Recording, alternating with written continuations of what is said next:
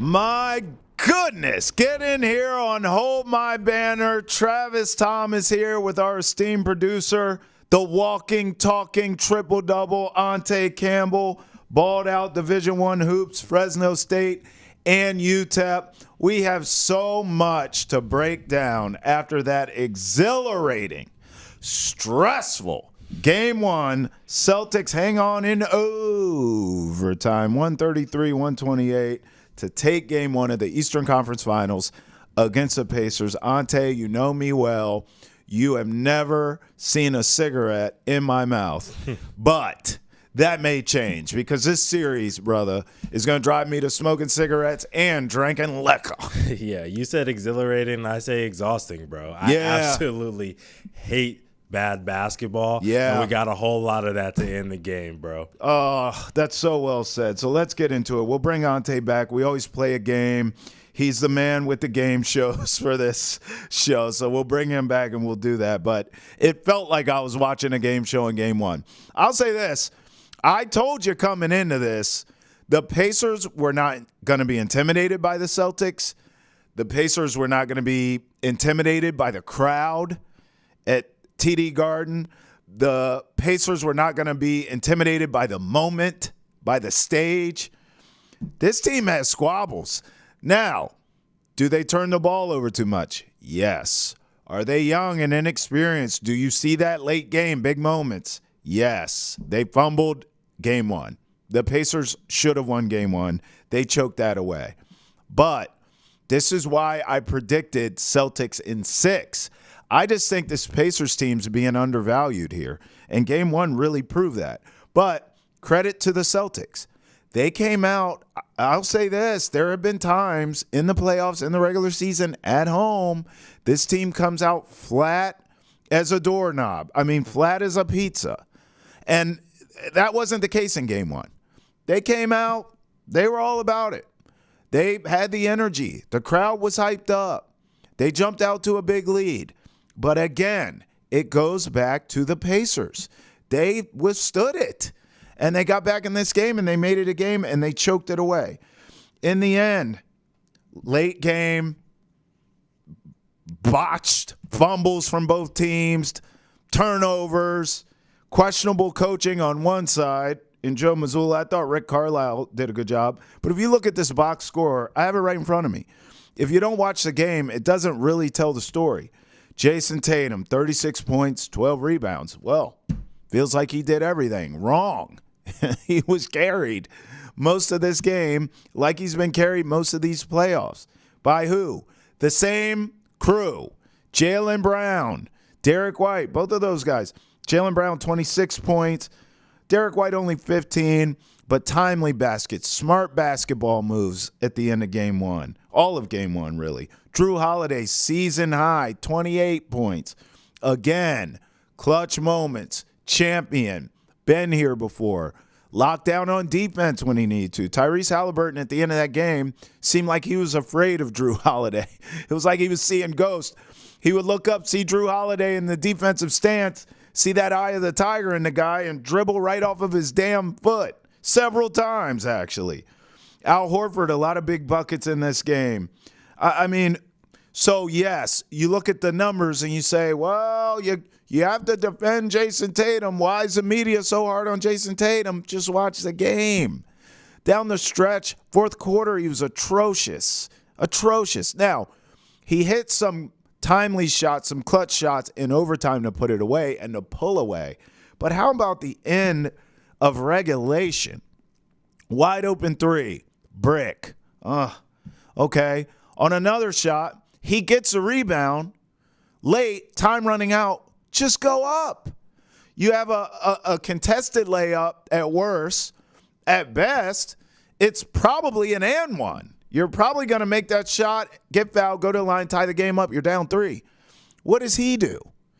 He runs back to the free throw line to shoot another damn fadeaway jumper. If I see another Jayson Tatum fadeaway step back jumper again in my life, it'll be too soon. I don't, for the life of me, understand why this guy shies away from as much contact as he does. I don't get it. He should live on the free throw line. I mean, they are called free throws. They are free. Get to the charity stripe and knock those down. How many points would he actually average if he did that? He settles for jumpers way too damn much. Threes, long twos, step backs, fadeaways. Bro, you know who's taking it to the cup? Jaylen Brown. He shot 1 3 the whole game, and it was the most clutch 3 you're ever going to see. And it was ugly, too, but who cares? It went in. So for that, it was beautiful. But he's going to the cup the whole game. Drew Holiday's going to the cup. I just don't. It drives me crazy with Jayson Tatum, and it's a constant. And you know what you need in that case? Because he obviously has a skill set to go to the basket.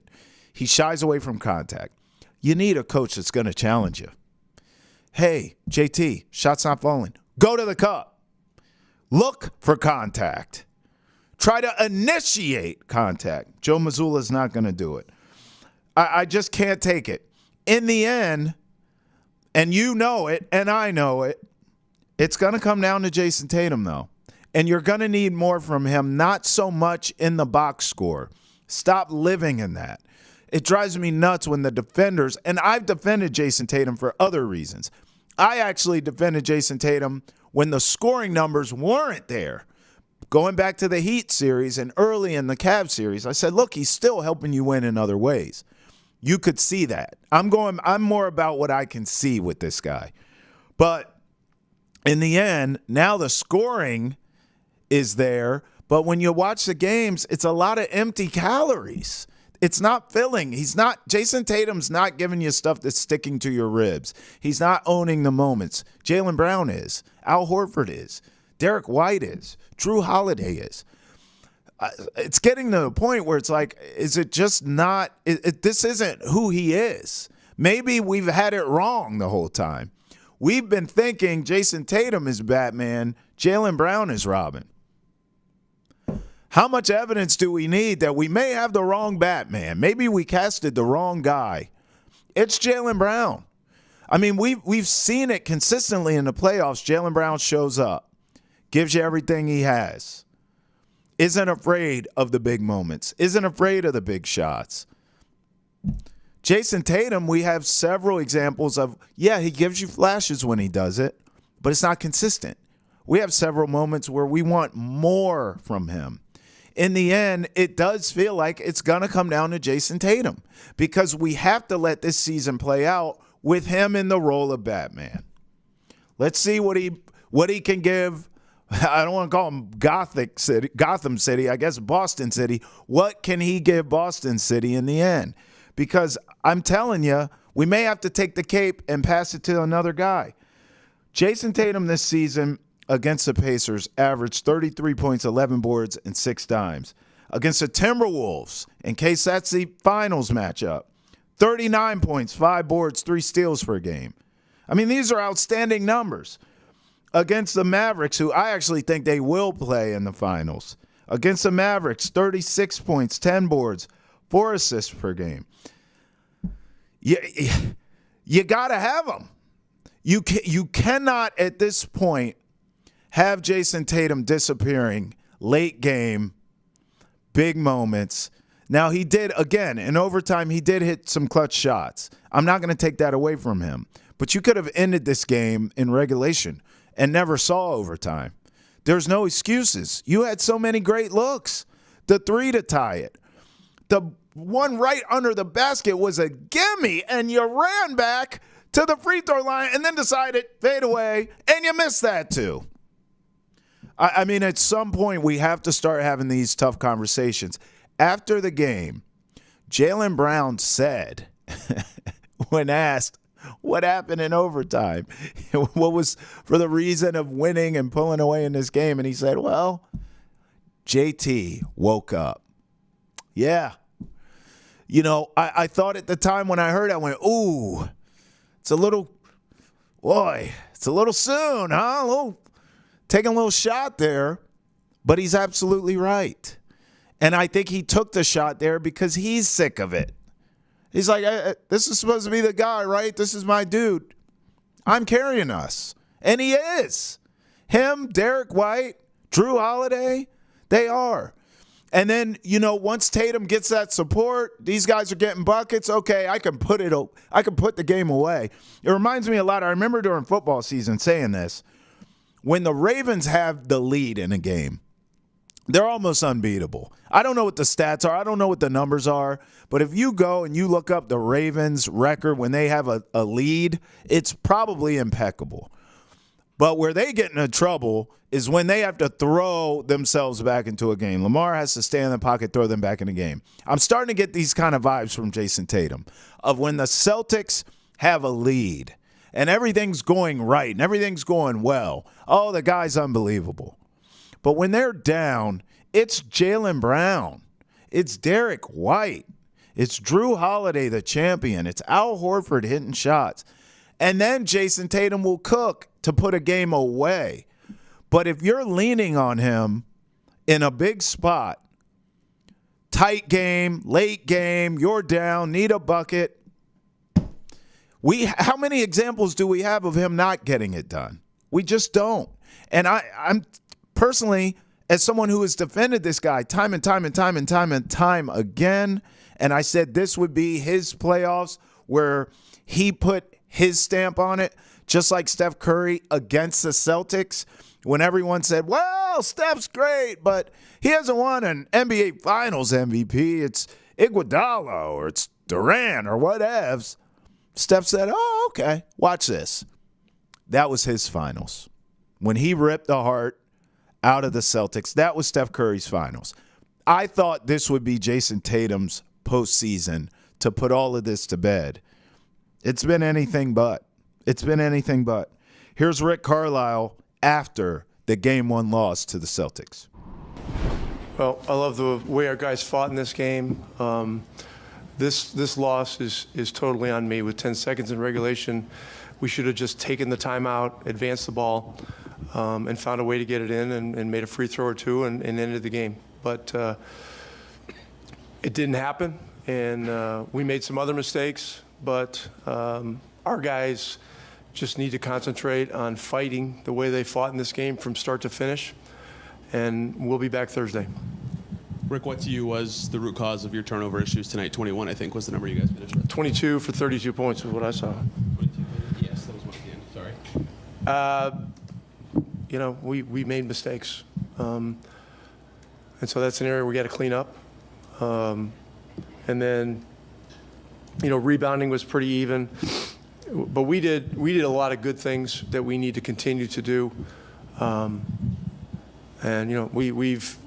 We've been a tough-minded, resilient team really for almost the entire second half of the year, and we got to continue with that and come back in here on Thursday night. Was there instruction of foul before that Brown three, even though there wasn't really a chance to do so?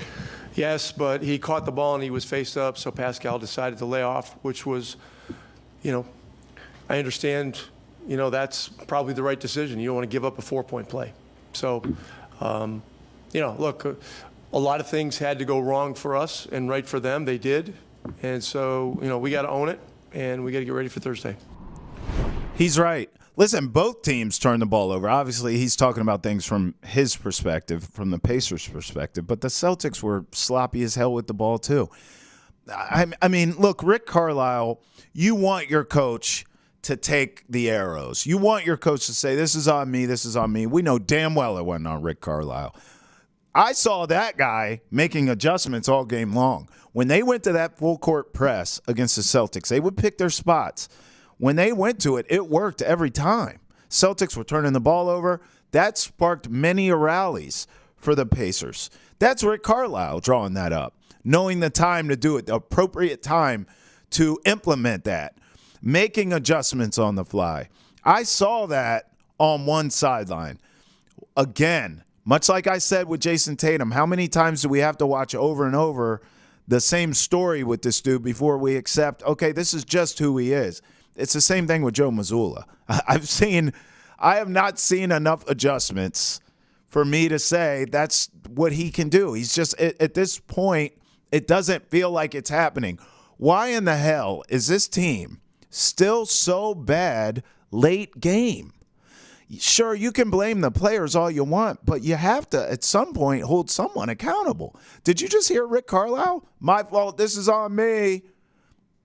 No one believes that. No one in his locker room believes that. No one that watched the game believes that. But that's what you do as a coach, right? Who's going to hold this team accountable for being so bad consistently late game? It's got to be Joe Mazzulla. He's got to be the guy that's held accountable. And you can't keep using he needs more experience. He needs more.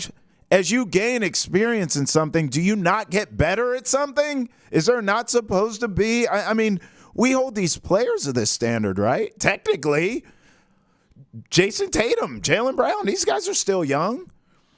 But we're putting all this pressure on them to win a title now because even though they're young, we've seen them here before. So there has to be an improvement. There has to be an evolution. You have to get better. I mean, Joe Mazzulla must grow and evolve and get better right in front of our eyes, or we know what's going to happen. All this stuff, the late game bobbles, the poor execution, the turnovers, being sloppy and careless with the basketball, especially late, it's going to catch up and haunt this team at the worst possible time, and it likely won't be against the Pacers. It'll be for the title. Now, as far as my predictions go for Game 2, I'm guessing because it was such an emotional game, the Pacers walked off the floor just hanging their heads so low. You heard Rick Carlisle there, hey, we'll be ready for Game 2.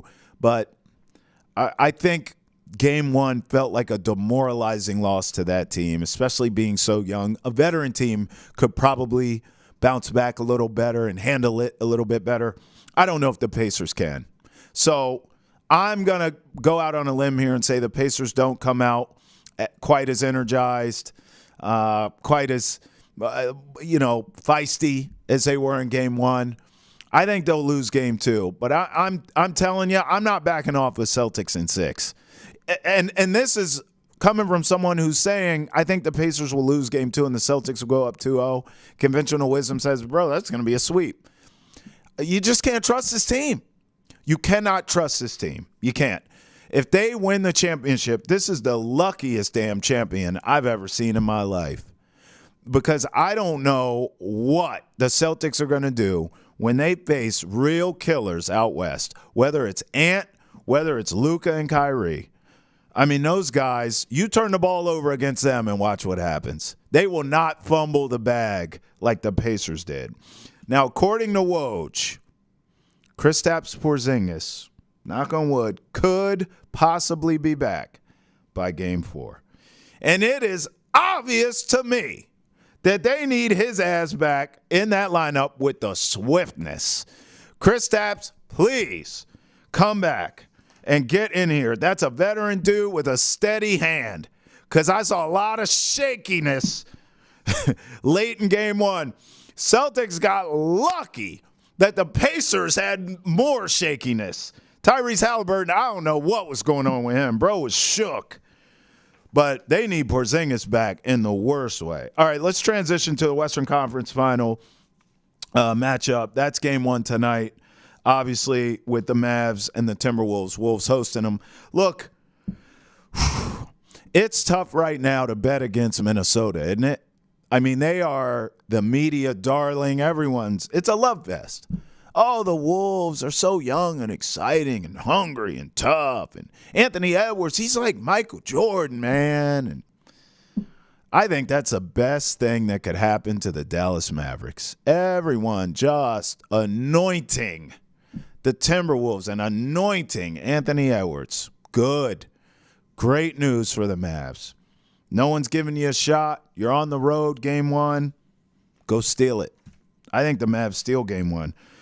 Luka has got this team into the Western Conference Finals twice in the last 3 years, and both times they took out the 1 seed to get there.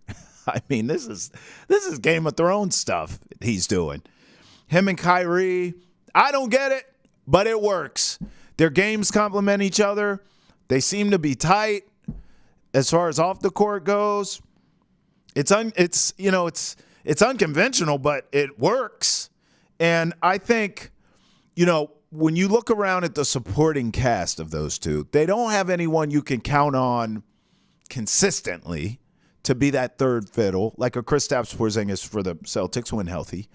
But, you watch these playoffs, P.J. Washington, all the role players on any given night have stepped up to the moment. More so P.J. Washington than anyone, but the other guys have stepped up when P.J. Washington isn't there.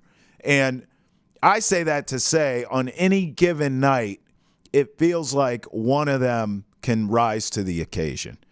So game plan wise, if I'm the Mavericks, Luka and Kyrie have to carry me and they have to close. But that's normal. That's what you've been dealing with. And then I need another big performance from someone, whether it's P.J. Washington or whoever's. My gut says the Timberwolves defense is so good, it might have to be someone else. I don't think they're going to allow P.J. Washington, as hot as he has been in these playoffs, to be the guy that buries them. But I also think if I'm the Timberwolves, I'm trying to shut down the supporting cast. I don't know if I'm using all my resources trying to slow down, because you're not shutting down Luka or Kyrie. I just don't know if I'm using my resources trying to really even slow them down. If I'm the Timberwolves and I lose the series because Kyrie and Luka took it to me, I could sleep good at night with that. I mean, those are two Hall of Fame players. What are you going to do? It's their time, right? But if the Timberwolves lose the series because the supporting cast ate them up, because they did a good job neutralizing Luka and Kyrie, that's a tough pill to swallow for that franchise. So I'm going to go on a limb here and say that the Mavericks steal game one. I believe Luka and Kyrie are going to do what they've been doing, and then anybody will step up in the big spot and provide that third scoring option for them, which they so desperately need to win this series. All right. Woo! I feel better. Bringing Ante Campbell back. I mean, bro, I feel like I've talked for 35 minutes here, but I had so much to get off my chest, brother. I hope I covered it all and I made you proud there. You did. That was a really good soliloquy, Trav. Thank you. But I do have to say, Rick Carlisle is much better man than me. Yeah. I am not taking the blame as a coach for that disgusting play that they had. Like, Tyrese Halliburton dribbled the ball off his foot twice. Right. To end the game. It's his fault. I can't blame that on me. Rick wasn't out there dribbling the ball and turning it over. That's on him. So I'm not rocking with him saying, like, it's on me. I understand he's coaching his butt off because that's the right thing that a coach should do. But that's why I'm not in coaching, Trav. And that's why I'm sitting here across from you, bro. Same. I'm cussing everybody out and throwing everybody under the bus, pulling it back, putting it in reverse, running over them again, and then putting it in park right on top of me. Facts. All right, let's get into our game for today. It's stop me when you hear a player better than Anthony Edwards. Oh, all right. Give me a couple layups here. Give me like a Pascal Siakam or something. Yeah, Pascal. And remember, you always say like, stop me when, but I have to talk. Yeah. Because if I'm silent, we're entertaining. Yes. Listen, we're a lot of things on Hold My Banner. Ante, we are entertaining, so we got to talk. True. But I just want you to stop me. We'll talk it out. All right. The first guy, Zach LaVine.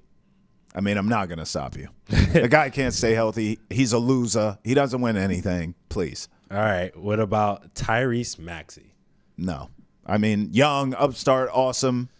Not even in the same category. Not even in the same stratosphere. Although, I do believe Tyrese Maxey deserves some more I don't know if credits are some looks for when they say these young stars, who's going to be the face of the league, right? Like, I get saying Ant, but I also like Maxey should be in consideration. That's the word I'm looking for. He should be in consideration, but Anthony Edwards is better. Yeah, 100%. All right, now I'm going to start rolling through a couple of guys that played in Minnesota. Okay.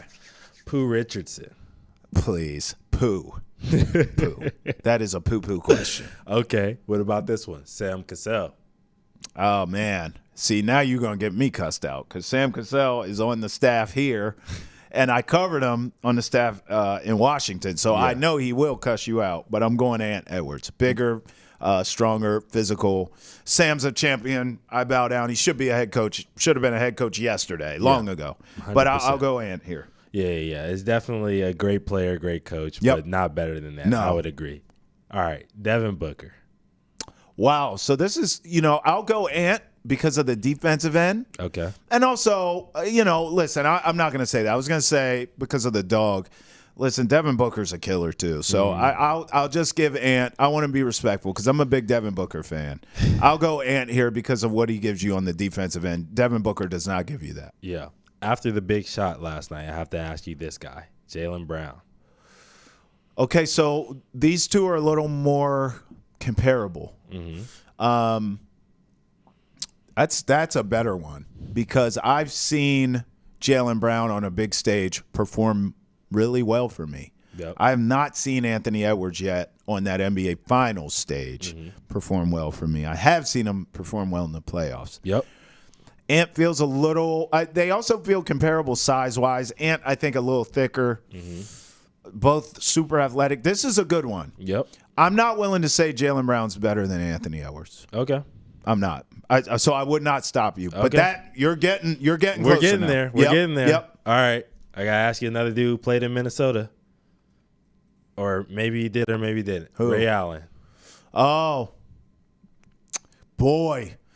Okay, so again, a champion, like this is tough because my barometer is like, how do I see you in the trenches, right? Yep. Like when all the chips are on the table and the lights are the brightest. I've seen Ray Allen literally win titles with clutchness. Again, man, I'm going Ant because I think it can't be I'm going to this a lot for a reason. It can't be understated what he gives you on the defensive end. Yeah. He can shut down your best player. Yeah. Ray Allen's not doing that. I could agree. The offense is much I know. at that age, especially Clutch. when he was by himself and he Yeah. didn't have the supporting cast. He was with the Bucks, and Yeah. he was putting up crazy numbers. All right. I rock with that, I'm though. going Ant. Hall of Famer right there. Paul George. Ant, please. Next. Hold on. That quick? Yes. MVP candidate Paul George? Are we forgetting about those years? Taking LeBron on with the Pacers, Let's Paul see George? if this works. I'm going to hold the mic up to my chest so you can hear my heartbeat because my that's the gosh. difference. Ant's all heart. Whew. All right. We're getting close to the end of the list here. James Harden. Stop. Okay. Come on. So that's where you stop Wait, it. are we talking basketball or like nightclubs? Just what are we talking? We're talking For clarity, basketball. for Trav. context. Basketball, Yes. Ant. Wow. Ant. All right, last guy on the list. If you say this, I'm leaving. Kobe Bryant. I gotta go Bean, baby. Hey, Ant learned it from somewhere. He's a student of the game. He loves Jordan. He loves Kobe Bean. Yeah. He loves the killers of the game, man, and that's who he is. And I respect that. So Trav. you gotta go Kobe. Trav, you're a prisoner of the moment, man. Maybe. There were a couple in there that were tough. Jaylen Brown was tough for me. I Ray feel Allen like was tough for me. Jaylen Brown on was tough. Like Paul George quickly. Yeah, nah. I ain't giving you that James one. Harden. I'm not giving you that. James No Harden's shot. probably the fourth best shooting guard of all time. So I'm surprised that you went so easily. Easily. The only Ant. two, Jaylen Brown and Ray Allen were a doozy for me. They All were. right. And All could right. go either way. All right. Well, since we're talking about Ant, let's talk about his team, man. Okay. As a whole, you obviously said game one Mavs. Yeah. I don't agree. I think Wolves game one. Okay. But realistically, who do you think is winning this series, Travis? I like the Mavericks, and I think it's going 7 games. And I just think that in the end, Kyrie and Luka at the same time is the key. Yeah. You know, we've talked about this on the show where in the, Clippers series, it seemed like that was Luka's time, or that was Kyrie's time, really. And then as the series went on, Luka sort of came back to earth because he was struggling early. And then in the next series against the Thunder, Luka really took over and seemed like, okay, he was playing defense. He was hitting big shots. He was being Luka. And then he sort of got banged up. And it was like, they may be in trouble. The Thunder were showing like they weren't scared of the moment. And then Kyrie sort of carried them until Luka got it back together.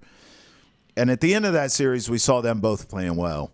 Yeah, So that's true. it doesn't matter who they play. Whoever they play is in trouble.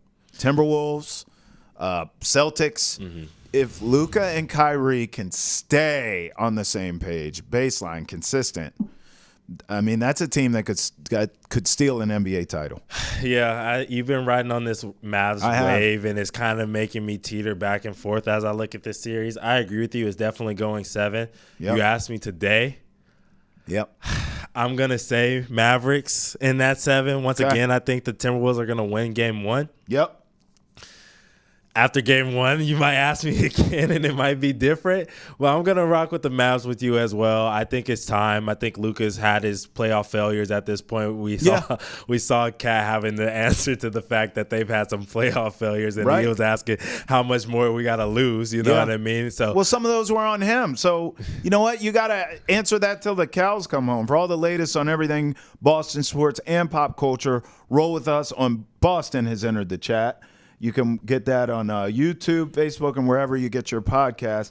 Make sure you follow us on all your social media accounts as well for all of our best content. All right, let's look at this all-rookie team here. Yep. I see Victor Wembanyama's name, of course. I mean, listen, this guy's unbelievable. I know that, oftentimes we think of, like, these great rookie seasons. Mm-hmm. Ante, if I had to put, like, all-time, like, top 3 rookie seasons, for example. Yeah. I think you have to go Magic Johnson because in his rookie season, he did everything. He played every position, and he won the title. Yep. LeBron James comes to mind because of all the hype that was surrounding him. It was the first time we were watching high school basketball games on ESPN, like they were the NBA Finals Game 7. So LeBron comes into the league with that, and he's delivered from day one. Yeah. I think you would have to consider Wemby's rookie season. I wouldn't put in my top 3 because they didn't win enough. Yeah. But as a team, I will tell you something. I was there. Shaq's rookie year with the Magic. Ante Campbell, let me tell you, because you only seen clips. This brother, he was slender. He was running the floor, super athletic, dunking on people, breaking backboards. He was in every rap song. I mean, this guy was unbelievable. He just took the world by storm. Damn the league. So those would probably be my top 3. But Wemby deserves props for the season he had. Yeah, I would agree. I don't think Wemby would honestly even be in the conversation for me for top 3. That's fair. I have him all the way back at like 10. All right. Like I have a lot of guys that I list before him. My top 3 right now will probably be Wilt, 37 and 27. You don't know nothing about you ain't seen no damn Wilt. I don't care. You know what I'm saying? I go back and watch clips just like everybody else watch clips, try. And 37 and 27 and winning MVP as a rookie, that's good enough for me. Facts. You know what I'm saying? Then I'm going Magic, like you said. He didn't get the Rookie of the Year, which is surprising. Obviously, we know that went to Bird. Yeah. But he got the Finals MVP, which is, I feel like, even better than getting, Rookie of the Year. Yeah. He was also an All-Star, won a chip. No question about that. Then mine would also go back to another guy that you didn't watch. Who? Lou Alcindor. Mr. Kareem Abdul-Jabbar. You know what I'm saying? Also won Rookie of the Year, averaging 28 and 14 rebounds, which we love. But he was also on the second team, All-NBA, which Wemby is probably not going to be a part of. No. And he was also an All-Star. Then as you go on, obviously, Big O. I don't even think he had the best Spurs one. I think Tim Duncan and David Robinson had fantastic rookie years. Yep. Like you said, Shaq was amazing. And then obviously you can't talk about amazing rookie years without talking about MJ and Bird. So this is how you know Ante is addicted to basketball and loves it. We were talking, hey, who's your top 3 rookie seasons of all time? Ante just gave you the top 75 players in the NBA and their stats. You got to love the kid. How about the all-defensive team? I mean, obviously, like I know guards were upset about there were no guards on this, But listen, like I'm looking at this. Rudy Gobert obviously jumps out at me. But, I mean, how about Herb Jones? Who, Herb Jones? Herb Jones, I know he's like a swing man technically, but he's like a guard combo guy. He got a little bit of love. Yep. Who would you lose? You're not losing anyone. It's Alex Caruso, so all the guards got it. I mean, like, you're not losing anyone off that list. Yeah, I wouldn't lose anybody off that list. I think, like, obviously I was a person who was screaming the praises of Wemby and him getting into it. But it's my thing is, you look at this list of the guys who made it on the second team. You got Right. Drew Holiday, you got Derek White, guard. you got Jaden McDaniels, and you got Jay Suggs. All guards. Obviously, Caruso was at home, but those 4 dudes have been having offensive players in fits this playoffs. And now you got people complaining about how Gobert's playing on defense. Bam got sent home early. Right. AD got sent home early. So where's the respect to the guys who are helping their team still win games? You know what I'm saying? Yeah. Is the guard like dead? Like, I just think there's so much power in being able to stop the guy from getting to the rim. Sure, no, versus that's protecting fair. the rim. You That's wouldn't have fair. to protect the rim if the guy who's stopping them in front of him gets to stop. So that's my only thing about it, man. Show some more respect to the guards. Put some respect on the some guards. respect on their name. Put some respect on their name. What is this? Can you explain to me what the hell's going on? Now all of a sudden, JJ Redick's the next Pat Riley? What did I miss? I mean, I know, like, I get it. Like, he's going to get the job. Just give him the damn job already. What I don't need is JJ Redick is the next Pat Riley BS. How's my ass sound? I mean, the only thing they have in common could be their paths to the gig. Great. But last checked, JJ Redick does not have the Pat Riley swag. He does not have the Pat Riley intensity, the toughness, the I don't give a bleep. He doesn't have that. Please. JJ Redick's a nerd that went to Duke that could tell you the longitude and latitude of a three-point shot. I mean, Pat Riley will punch you in your face, JJ Redick. I don't want to hear it. And Pat Riley's 117 years old, and he'll still beat your ass. Hey, man, he has some swag. Look, you got to give JJ some credit. He's got the full arm sleeve. He came ain't to Pat, LA. though. He ain't Pat, though. He's not the Godfather. You're right. But look, like you said, it is kind of like a farce. I don't love it. Like, the Lakers, Pelinka's over there, like, just romanticizing everything. Right. He's like, Pat Riley. oh, my God, he's friends with LeBron? He must be Pat Riley then. You know what I'm saying? It's And that guess type what? of Pat situation. ain't friends with LeBron no more. Right, exactly. And my whole thing is, like, don't put this on JJ, because potential is a blessing and a curse. Yeah. And I know that from my own experience. Facts. Like, you don't want anybody to put their expectations on you, because when you don't live up to them, Right. because human nature, when you put it up in the ceiling, because Pat Riley's like legacy is ginormous. That's you what I'm can't saying. no one can amount to that. So No. don't put that on the first year head coach, because you're setting him up for failure. I know you're going to swing on me, but it's just so LA. It's just we got to man. prop this guy up. It's such a Hollywood script. It's insane. Caitlin Clark in Seattle tonight taking on the Storm. Listen, Ante, Yep. this is it. Fever first win coming up tonight. Huh? Oh my. Here it comes. Here comes the Fever's first win. Caitlin's going to ball out. Give me the Fever tonight. I'll bet on them. Give me the over for Caitlin Clark, too. Come on. Yeah. I want to quickly say, before I get to that game real quick, Caitlin, you had a better game. You didn't have 7+ turnovers, like I said. You had 5, even though you played a couple minutes less because you got hurt. But you're starting to figure it out. The Sun, they were ready for you again. First possession of the game, Dejounte Carrington came out, stole the ball from you, got a layup. They did a lot of the same, but you guys were prepared. Yeah. And you played a lot better. So hats off to you. I'm with Trav. Nika Mule is going to get her first opportunity to play on the WNBA court. Yeah. Shout out to her. Yep. But I do agree that Caitlin and Aaliyah Boston and the Fever are going to get their first win on the road in Seattle. Let's go. First of many. First Yep. of many. All right, now look. I'm not going to lie, bro. I always look over the show and we talk. I have no idea what is Bryce Harper prom? What's going on here? So as we see on the screen here, Bryce Harper was part of a promposal. He helped the kid secure his prom date by going up to the girl's door, knocking on the door and say, "Hey, this is my friend. Will you take him to? Will you go to prom?" That's what they call these days, a promposal? It's a promposal. So Trav, I gotta know, when you were 17, or maybe even now, if you had to have a promposal, what NBA player would you ask to help you with your promposal? Dog, I'm a grown ass man. I will. A promposal is gonna make me go postal. I will never in my life. I don't even want to fix my lips to say promposal. What'd you ask me, dog? What NBA player would you ask to help you out, man?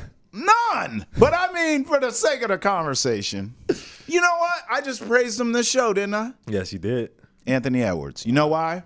He got that dog in him. That dog. And I got that dog in me. That So I dog. need somebody who got that dog to help me with my, what do you call it, promposal. Yes, sir. That promposal. All right, look, I'm going to tell you who I'm not asking. Who? Karl Malone. You going to hell. I'm not asking him. You going to hell. And you know who else was a prominent figure when I was in high school, Who? man, the late years of my high school? D-Lo. And I'm not asking No. him either because he's snitching He's on me. snitching on everybody. He gonna say, are you going to prom with Ante? Okay, good, because he just asked her. Hey, whoa, D-Lo, relax. But my two that I'll do one for jokes and one that's serious. Yep. My serious one who I would have asked, Kobe Bryant, man. Could you imagine walking in there with Kobe Bryant and like he just got that Mamba mentality and he's just like real suave with it. And he's like, hey, this is my boy Tay. You gotta take him to prom. That's it. That's all Kobe gotta say. Low key, I remember, who did he go to? I think he took Brandy. Am I right? Yeah. Took Brandy to prom back in the day. Yeah. I don't know if that was hers or his or were they same age. I don't remember. It's all Yeah. blur. Yeah. It's all a blur to me. But he had that suave. He was always you know what I'm smooth, saying? So dog. I'll have to have that rub off on me. And look, I was a nerd in high school, man. I know What? everybody's going to say, oh, you played basketball, you were a jock. No, I was a nerd. So I would have definitely needed this guy because he's funny. He's good at building up young guys. He did it with the Warriors, building up Steph and Clay and Draymond. Give me Mark Jackson. What? Yeah, Mark Jackson to help me out with my promposal. And it's really for the pregame. Like, it's like the coaching. He's going to get in there. He's going to tell me what to say, how to speak, you know what I mean, how to tie up my tie real nice, everything like that. Teach me the game, where to take her out after I ask her for a promposal and everything. Give her the flowers and the cookies and all that other stuff. Because my promposal, I have to tell you, I had a great one, Trav, when I was in high school. Were you guys calling it promposals at that point? I don't know if we were. I don't think so. But look, I got the tux, and then I had the Steel 10 Jordans on.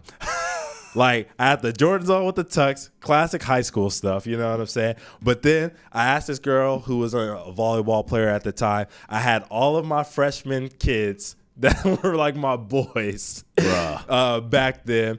I had my like freshman teammate and a bunch of his friends stand in different parts of the school, have her friends walk her by, had these mini volleyballs that said like, will you go to prom with, and then, no, with me too, and then I had a cookie cake that said prom ? On it, and I was in the gym waiting with it, and all of my boys were in there yelling and screaming and running around the gym. It was a great promposal. It was a movie. I'm gonna show you that video after this episode. We're good on that video. Shout outs to Miss Volleyball wherever you are in life. I hope everything's going great for you, and I hope you had a great night at prom, and I hope it was as magical as your promposal. Because I got news for you. I will never say that word again. Oh, man. And Mark Jackson is random as hell, dog. Yeah. But, I mean, he's available. Lord knows he's not coaching anymore, apparently. It would be fun. Ante, as always, man, we appreciate you. I learned something new about you every day, man. So thank you so much for your contributions to this program. Of course. I want to end with this, and you all know where I'm going. I'm sticking with my prediction for Celtics in 6 in the Eastern Conference Finals. You just can't trust them, and that's why it's going 6. This should obviously be a damn sweep. It won't be. You know it. I know it. Hell, they know it, and so do the Pacers. So I think at some point the Pacers are going to figure out a way to win a couple games in this that they have no business winning. To be fair, they should have won game 1. That's on them. But in the end, even if the Celtics win this sweep, 5, 6, 7, whatever it is, we all know this constant late turnovers, botched late game scenarios, not being able to make adjustments from Missoula, all these things are going to come back to haunt this team at the worst possible time, likely the NBA Finals in a closeout game for the Celtics. For all the best content of the day, make sure you follow us on Facebook, X, Instagram, YouTube, and TikTok. For Travis Thomas, Ante Campbell, another edition of Hold My Banner. Till we hold it again. Peace.